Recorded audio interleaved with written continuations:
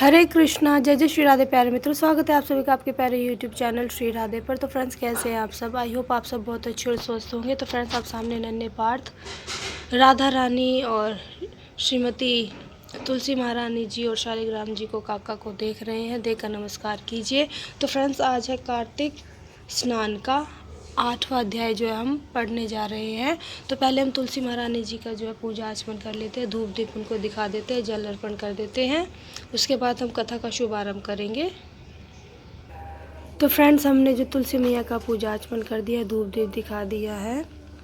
अब जो है हम तुलसी महारानी जी की जो आज है कार्तिक स्नान का 8वां अध्याय जो हम पढ़ने जा रहे हैं।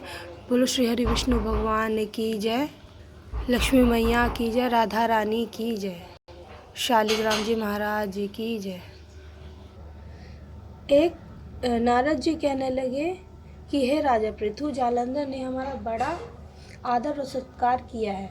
भक्ति भाव से पूजन करके कहने लगा कि महाराज, आपका कैसे आगमन हुआ, मेरे लिए क्या आज्ञा है। हमने कहा कि दैत्यराज में कैलाश गया था, वहाँ पार्वती सहित अवधूत शिव और उनका वैभव देखा तो चकित हो गया कि ऐसा वैभव और किसी का भी हो सकता है। ऐसा विचार कर तीनों लोगों में भ्रमण करता हुआ यहाँ पर आया हूँ। यहाँ आकर तुम्हारी समृद्धि भी देखी। तुम्हारे और शिव के वैभव में कोई अंतर नहीं है, किंतु तुम्हारा वैभव स्त्री रहित है, भस्म लेपन करने वाले, राग रहित, कामदेव के शत्रु शिव के पास स्त्री रत्न जैसी पार्वती है। वैसे यदि तुम्हारे पास अनेक सुंदरियां, परंतु उनमें से कांतिमान पार्वती की तुलना में कोई भी नहीं कर सकता था। तुम्हारा यह वैभव स्त्री रत्न रहित देखकर यही निश्चित हुआ कि शिव के समान वैभवशाली इस समय त्रिलोकी में कोई नहीं है, क्योंकि उनके पास पार्वती जैसी ऐसी स्त्री है जिसको देखकर ब्रह्मा जी ने अनेक अप्सराएं रची, परंतु एक भी पार्वती की समता को नहीं पहुंच सकी।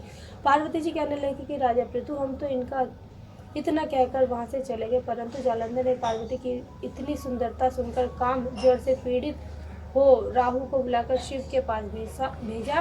राहु उसी समय चंद्र के समान उज्जवल कैलाश को काला करता हुआ द्वारपाल नंदी द्वारा रोके जाने तक शिव के सामने उपस्थित किए जाने पर उनसे बोला कि हे शिव, तीनों लोगों के नाथ और सब रत्नों के स्वामी जालंधर की आज्ञा सुनो। श्मशानवासी तथा नरमुंडों की माला धारण करने वाले जटाजूधार तुम्हारे जैसे अवधूत के पास पार्वती जैसा परम सुंदर स्त्री शोभा नहीं देती। मैं तीनों लोगों का नाथ, सब रत्नों का स्वामी हूँ, क्योंकि पार्वती भी स्त्री रत्न है, अतः मेरे साथ ही शोभा दे सकती है। तेरे जैसे भस्म धारण करने वाले योगी के पास नहीं रह सकती। नारद जी कहने लगे, राजा पृथु, राहु के इतना कहते ही श्री शिव जी ने अपनी भ्रिकुटी बो होके में से एक अति भयंकर ऐसे पुरुष को उत्पन्न किया, जिसका सिंह के समान मुख, जलती हुई अग्नि के समान लाल लाल नेत्र और शरीर पर खड़े हुए बड़े बड़े बाल थे। उत्पन्न होते ही जब वह राहु को खाने के लिए आगे बढ़ा तो राहु भयभीत होकर कहने लगे कि हे शिव, मैं ब्राह्मण हूँ और दूत भी, अतः तुम मुझको मत मारो। ऐसे कहने पर शिव जी ने राहु को पकड़कर आकाश में फेंक दिया। तब वह भयंकर पुरुष राहु को छोड़कर शिव के पास आया और कहने लगा कि मैं भूखा हूँ, मुझे खाने के लिए कुछ दो। तब शिव जी ने कहा कि तुम अपने हाथ पैरों को खाओ।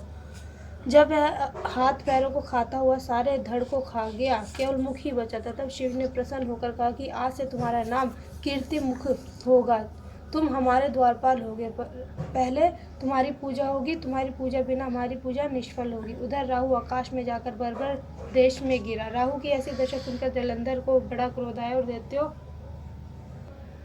और वह दैत्यों की 1 करोड़ सेना लेकर अपनी पुरी से बाहर निकला। वहां निकलते इस सामने एक आंख वाले शुक्राचार्य अंगहीन राहु मिले। इनके अतिरिक्त और भी अनेक अपशगुन हुए, परंतु वह रुका नहीं। तब दैत्य सेना सारे आकाश में छा गई। जब देवताओं ने जालंधर की कैलाश पर चढ़ाई देखी तो छिपकर शिवजी महाराज को खबर दी। श्री शिवजी ने उसी समय विष्णु भगवान का स्मरण किया। स्मरण करते ही भगवान वहां आकर उपस्थित हो गए। तब शिवजी ने कहा कि हे भगवान, आपने देवताओं को पीड़ा देने वाले इस दैत्य को मारा क्यों नहीं?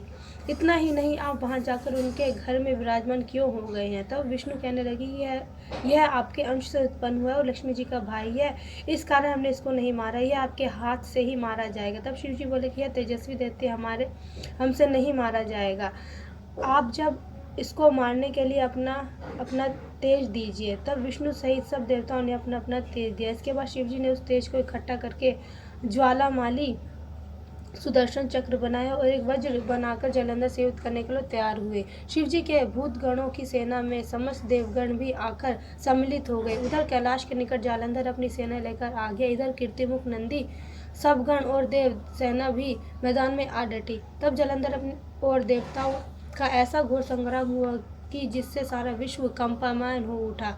युद्ध में जितना भी दैत्य मारे जाते उन सबको दैत्य गुरु शुक्राचार्य जी अपने संजीवनी विद्या से जीवित कर देते थे। यह देखकर भूतादिगण भागकर शिवजी के पास गए और उनको संपूर्ण वृत्तांत बताया। तब शिवजी ने अपने मुख से महाभयंकर ताजजंगा, जिनका मुख पर्वत की कंदरा के समान था, एक कन्या उत्पन्न की। वह कन्या दैत्यों को खाती हुई शुक्राचार्य को उठाकर एकदम अलोप हो गई। तब दैत्यों को शिवगण बुरी तरह से मारने लगे। गणों की इस हार से घबराकर दैत्य सेना भागने लगी। दैत्य सेना को इस प्रकार भागते देखकर जालंधर के सेनापति शुंभ, निशुंभ तथा कालनेमी आगे आए। इनको देखकर दैत्य ने अनेक प्रकार से देव सेना पर प्रहार किया, जिससे देव सेना मार खाकर भागने लगी। तब गणेश और शुंभ का महाघोर युद्ध हुआ। इस बार अपनी सेना को भागती देखकर जालंधर स्वयं रण क्षेत्र में आया। तब सेना की ओर से वीरभद्र अनेक प्रकार से प्रहार जालंधर पर करता रहा। तब जालंधर ने क्रोध में आकर अपना परिघ उस पर दे मारा, उसके रथ की पताका काट दी। साथ ही जालंधर ने बाण वर्षा करके देव सेना में भगदड़ मचा दी। अपनी सेना की ऐसी दशा देखकर स्वयं शिवजी बैल पर चढ़कर युद्ध के लिए आए। आते ही दैत्य पर बाणों के तीव्र प्रहार किए। इन प्रहारों से दैत्य सेना इस प्रकार भागने लगी जैसे कार्तिक मास के व्रत से पाप भाग जाते हैं। उसी समय शिवजी ने अपने बाणों के प्रहार से खड़ग रोमा का सिर काटकर पृथ्वी पर गिरा दिया। तब जालंधर ने महाघोर ललकार की और शिवजी ने उसके रथ के घोड़ों और सारथी को भी मार गिराया। तब जालंधर पैदल ही अपना खड़ग लेकर शिवजी की ओर दौड़ा। शिवजी के तत्क्षण एक मुक्का उसकी छाती पर मारा, जिससे वह कुछ विहल हो गया। इस प्रकार जब दैत्यों ने देखा कि शिवजी अजय है तो उसने गंधर्व माया रची। गंधर्व और अप्सराएं नाचने लगी, गाने लगी। शिवजी इस माया में फंसकर नाचने और गाने लगे। जालंधर दैत्य श्री शिवजी को माया में फंसा देखकर महादेव जी का रूप धारण करके पार्वती जी के पास गए। पार्वती जी का रूप देखकर कामांध हो गया। पार्वती जी महादेव जी को आया देखकर खड़ी हो गई, परंतु तत्काल ही राक्षसी माया समझकर वहां से अंतर्ध्यान हो गई। तब जालंधर पुनः युद्ध भूमि में आया। उधर जालंधर के चले जाने के बाद पार्वती ने भगवान विष्णु का स्मरण किया। तब भगवान विष्णु ने कहा, उपस्थित होकर पार्वती जी को आश्वासन दिया। और भगवान विष्णु ने सोचा कि जालंधर ने स्वयं अपनी मृत्यु का रास्ता बता दिया है। यह दुष्ट वृंदा के पतिव्रत धर्म के कारण ही मृत्यु को प्राप्त नहीं हो रहा है। अतः देवताओं के कार्य तथा भक्तों की रक्षा करने के लिए हमको ही वृंदा के धर्म को भंग करने का घोर कर्म करना होगा। ऐसा करने पर ही इस दुष्ट की मृत्यु होगी। इतनी देर में शिवजी भी राक्षसी माया से मुक्त होकर जालंधर को आया देखकर उसके साथ युद्ध करने को उद्यत हुए और उस पर अनेक बाणों का प्रहार किया। इस प्रकार कार्तिक माह का 8वां अध्याय समाप्त हुआ। बोलो श्री विष्णु भगवान की जय, भोलेनाथ भंडारी बाबा की जय, पार्वती मैया की जय, लक्ष्मी मैया की जय, तुलसी मैया की जय, शालिग्राम जी महाराज की जय, राधा रानी की जय, ठाकुर जी महाराज की जय। तो फ्रेंड्स, इस प्रकार कार्तिक अध्याय का जो है 8वां अध्याय समाप्त हुआ। तो कथा बहुत ही सुंदर तरीके से प्रस्तुत की गई है, बहुत ही अच्छी लगी सुनकर। आपको कथा कैसी लगी कमेंट सेक्शन में ज़रूर बताना। अगर आपको कथा पसंद आई हो तो वीडियो को लाइक कमेंट शेयर ज़रूर करना। चैनल को सब्सक्राइब करना, फ्रेंड्स एंड फैमिली में शेयर करना। और चलिए फ्रेंड्स, मिलते हैं नेक्स्ट वीडियो में। तब तक के लिए हरे कृष्णा, जय जय श्री राधे।